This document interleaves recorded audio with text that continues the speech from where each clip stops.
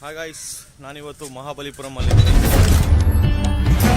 Shall we start? Hey guys, welcome back to my insta mini blog. So ನಾವು recent ಆಗಿ Tamil Nadu trip plan ಮಾಡಿದ್ವಿ and first destination ಬಂದು ಮಹಾಬಲಿಪುರಂ ಇತ್ತು. Hosakote to Chennai route try ಮಾಡೋಣ ಅಂತ ಹೋದ್ವಿ. ಅಲ್ಲಿ ನೋಡಿದ್ರೆ ಇನ್ನು ಕನ್ಸ್ಟ್ರಕ್ಷನ್ ಲೆವೆಲ್ ಅಲ್ಲೇ ಇತ್ತು. ಸೊ ಅದರಿಂದ ರೂಟ್ ನಾವು ಡೈವರ್ಷನ್ ತಗೊಂಡು ಬೇರೆ ಕಡೆಯಿಂದ ಬಂದ್ವಿ. ನಾವು ಅರ್ಲಿ ಮಾರ್ನಿಂಗ್ 3 o'clock ರೀಚ್ ಆದ್ವಿ. ಸೊ ಅಲ್ಲೇ ಕಾರ್ ಪಾರ್ಕ್ ಮಾಡ್ಕೊಂಡು ಕಾರಲ್ಲೇ 2 hours ರೆಸ್ಟ್ ಮಾಡ್ಕೊಂಡು 6 o'clock ನಾವು ಬೀಚ್ ಹತ್ರ ಬಂದ್ವಿ. ಕುತ್ಕೊಂಡು ಒಂದ್ ಸ್ವಲ್ಪ ಬೀಚ್ ನ ನೋಡ್ಕೊಂಡು ಎಂಜಾಯ್ ಮಾಡ್ಕೊಂಡು ರಿಟರ್ನ್ ನಾವು 7:30 ಹೊಟ್ರಿ. ಪಕ್ಕದಲ್ಲೇ ಒಂದು ಹಿಸ್ಟಾರಿಕಲ್ ಪ್ಲೇಸ್ ಇತ್ತು, ಡಿಸೆಂಟ್ ಆಫ್ ಗಂಗೇಸ್ ಅಂತ. ಅದನ್ನ ಅರ್ಜುನ ಸ್ಪಿನಾಸ್ ಅಂತ ಕೂಡ ಕರೀತಾ ಇದ್ರು. ಇದು 7th ಸೆಂಚುರಿಯಲ್ಲಿ ಕೆತ್ತನೆ ಮಾಡಿರುವಂತ ಸ್ಕಲ್ಪ್ಚರ್ಸ್ ಇವೆಲ್ಲ. And this is Krishna's butter ball. ಇದು ನ್ಯಾಚುರಲ್ ಆಗಿ ಬ್ಯಾಲೆನ್ಸ್ಡ್ ಆಗಿರುವಂತ ರಾಕ್. 1908 ಅಲ್ಲಿ ಗವರ್ನರ್ ಆಫ್ ಮದ್ರಾಸ್ ಆದೇಶ ಕೊಡುತ್ತೆ ಈ ಕಲ್ನ ಹೆಂಗಾದ್ರೂ ಮಾಡಿ ಮೂವ್ ಮಾಡ್ಬೇಕು ಅಂತ. 7 ಎಲಿಫೆಂಟ್ಸ್ ನ ಕರ್ಕೊಂಡ್ ಬಂದು ಟ್ರೈ ಮಾಡ್ತಾರೆ. 1 ಇಂಚ್ ಕೂಡ ಅಲ್ಲಾಡೋದಿಲ್ಲ.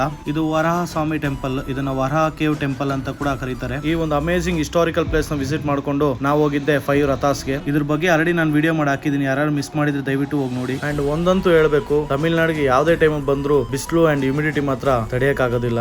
ಈ ಒಂದು ಅಮೇಸಿಂಗ್ ಸ್ಕಲ್ಪ್ಚರ್ಸ್ ಎಲ್ಲ ನೋಡ್ಕೊಂಡು ನಾವು ಹೋಗಿದ್ದು ಎಲ್ಲಿಗೆ ಅಂತ ನೆಕ್ಸ್ಟ್ ವಿಡಿಯೋಲಿ ನೋಡೋಣ ಗೈಸ್. Until then bye.